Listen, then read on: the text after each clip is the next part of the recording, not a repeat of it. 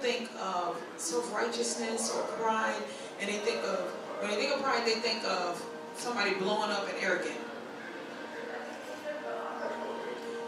And then when they think of somebody self-righteous, they think of somebody that is arrogant, but in a sense that they think they got it, or they're together, or they think they're good enough. Come on, Pastor. But what people don't think of for self-righteousness or pride or anything, they don't see the flip side of it. So the flip side of self-righteousness is false humility. Say that.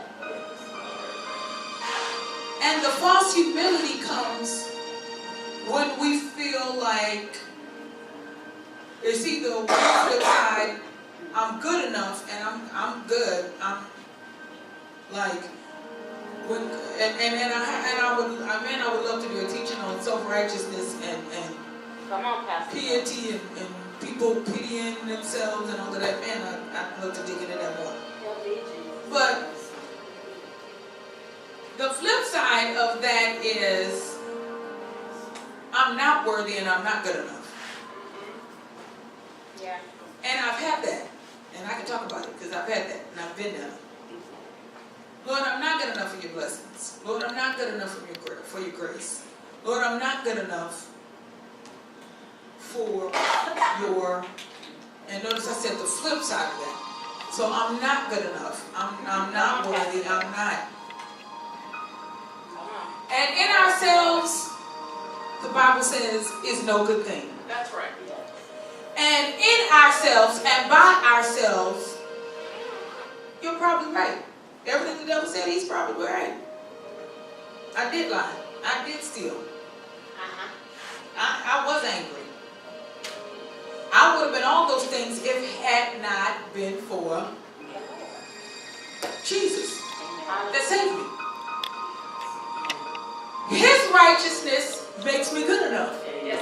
Hallelujah. His righteousness makes me worthy. Yes. Amen.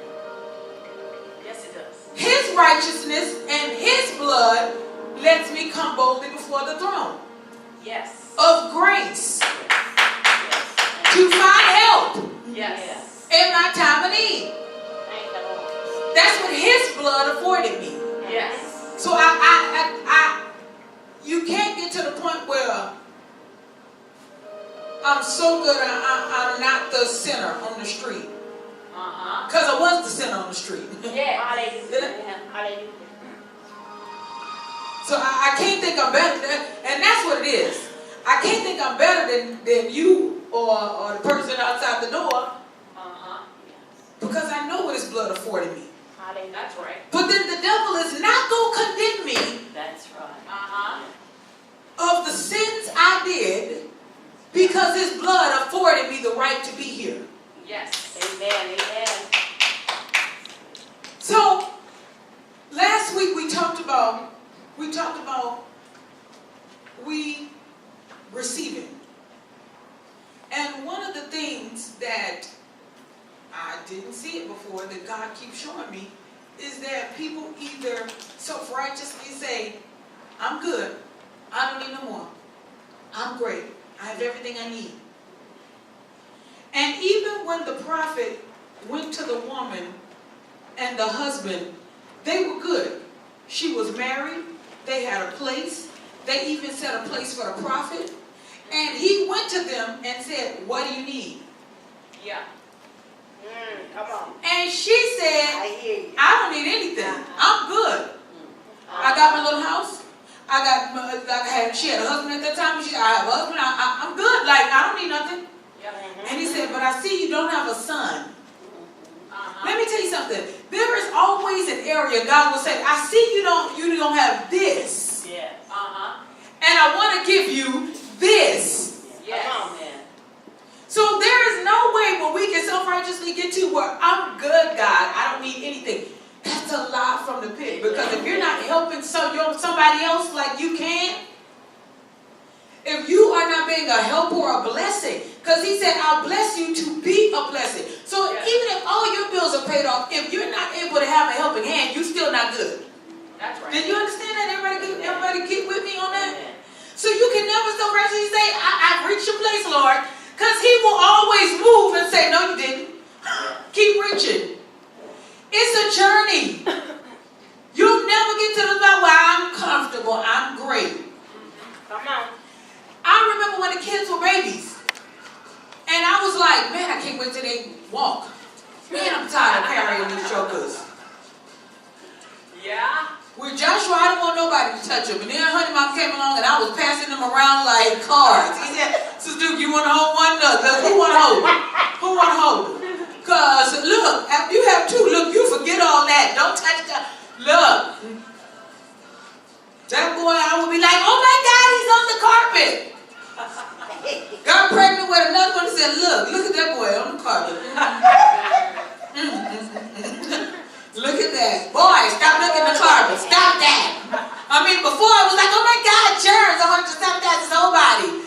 The second time, like, you know what, he good. Just shake that off, son. Just go and shake that off. You good. Does it come to a point where you just stop trying to...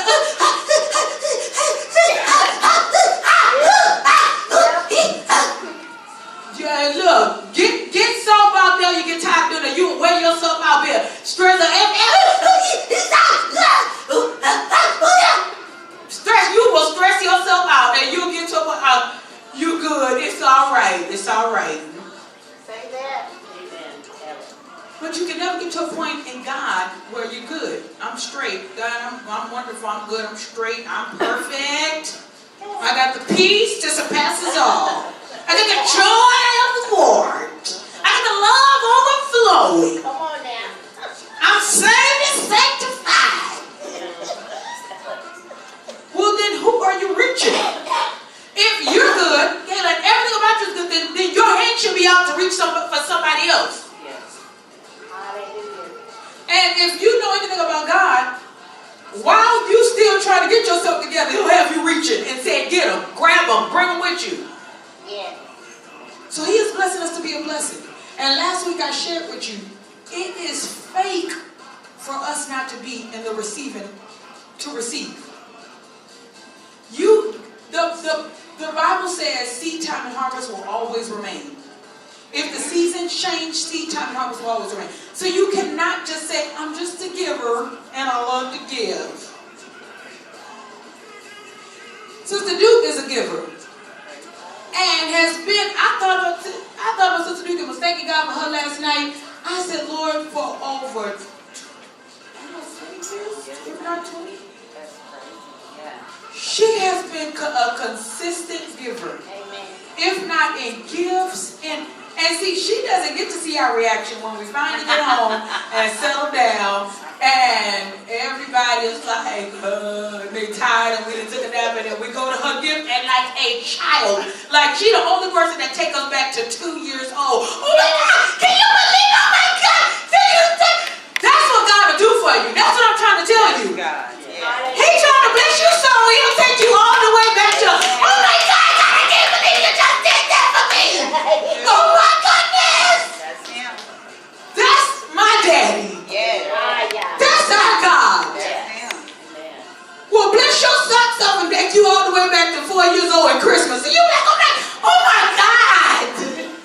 I got it. Oh my God, I asked for it, I got it.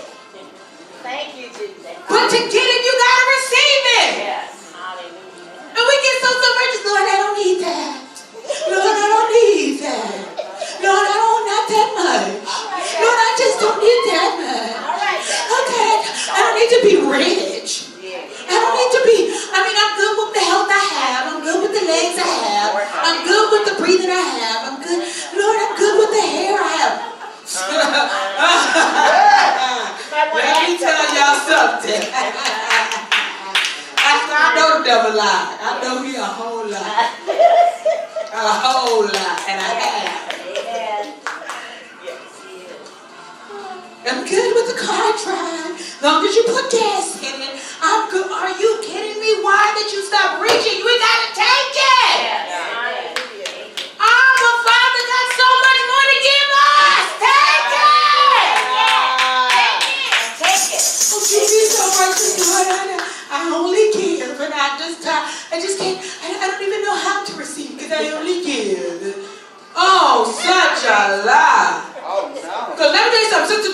get gifts just like everybody else. Yes, I do. Especially when God do it, because God blew her heart. I have seen Sister Duke fall out of a chair because God blew her mind. Nobody touched her. She rolled down. We were like, oh, they're going to do. Look at what God did. Look at what God did. She gonna be all right. Hallelujah. But you gotta get past that spirit that wants to say, I'm good, God. I didn't ask for it. I didn't ask for a husband. But he told you was gonna get one. No, I didn't ask for a car. I was so good just walking and riding the bus and letting the sweat drip down my legs and down my back, down my butt, and down my head. And I was so sweaty when I got to my next destination that I was half breathing and half dead, but I made it and I'm okay with that. Lord, I'm good with just the way I am. I'm already good. I have everything I need. Oh, no. Because if you look up and your family ain't good, you ain't good. You better be praying for your family. You better be praying salvation. Stop getting so caught up in your own bubble. You ain't praying for them. You better be praying for them jokers. With the blood, grace, save them, Lord. Do something, say something over them. Because they'll vex you to no end. If you don't keep praying over, you better pray. So I'm telling you, keep reaching, keep trying. The Bible says the blessing of the Lord is trying to make us poor, angry, anxious, fearful, sad, poor, poverty, hole in the shoe, hole in the clothes, hole in the bra, safety pin on the drawer, hair half cocked, can't brush your teeth, bad breath, stinky, crusty eyes, crusty nose. Tell somebody with a dirty nose, I'd be like, ooh, get that, all that right there, get in there, get the criminal out, get in there right now. Don't delay, get in there. Sad. This how you know this is how you're supposed to look as a Christian. The blessing of the Lord makes me sad.